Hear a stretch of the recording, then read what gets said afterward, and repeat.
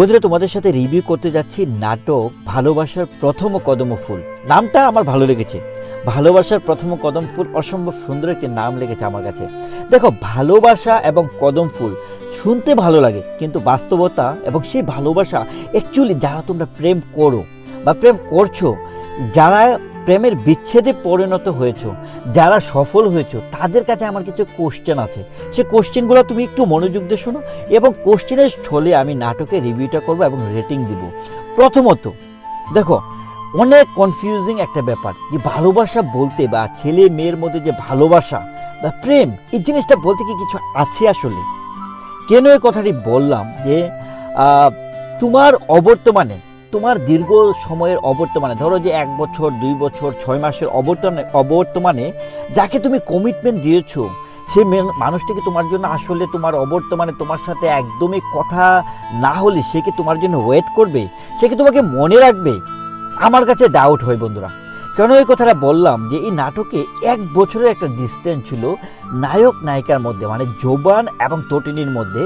এবং এতে দেখা যায় কি, মানে শেষে যে ব্যাপারটা ঘটে, আমার কাছে মনে হয়েছে যে ওই যে 1 বছরের ডিস্টেন্সটা না, 1 বছরের ডিস্টেন্সে যে তোমার সাথে যে তার কথা হয়নি, এবং তুমি যদি তোমার বাস্তব জীবনের সাথে মেলাও, আমি জানি না হয়তো এইরকম স্টোরি অনেকের সাথে মিলে যাবে, যে তোমার যে একটা ডিস্টেন্স, ধরো it can be the place, যে তুমি যেখানে থাকো তোমার বয়ফ্রেন্ড অন্য জায়গায় থাকে বা গার্লফ্রেন্ড অন্য জায়গায় থাকে, এটা একটা ব্যাপার হতে পারে। অথবা তুমি তার সাথে কিছু সময়ের জন্য কথাবার্তা তোমার বন্ধ, কমিউনিকেশন বন্ধ।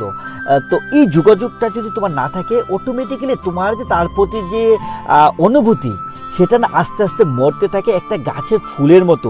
গাছের ফুলটা যখন সজীব থাকে শুরুতে, সেটা কিন্তু আস্তে আস্তে তোমার যখন বিচ্ছিন্ন হয়ে যায়, কমিউনিকেশন বিচ্ছিন্ন হয়ে যায়, তুমি যখন একটু দূরে চলে যাও, তখন নতুন পরিবেশ তোমাকে আসলে ওই রিলেশনশিপটার ক্ষেত্রে কিন্তু আসলে গাছের ফুলের মতো, ফলের মতো, এটা কিন্তু একসময় নষ্ট হয়ে যায়। আর এই নাটকটিতে যেখানে আমরা দেখতে পেয়েছি শুরুতে যে এত ভালোবাসা, এত প্রেম, হ্যাঁ যদিও তাদের কমিটমেন্ট ছিল না, but still they had a basement, যে they are in a love, both of them.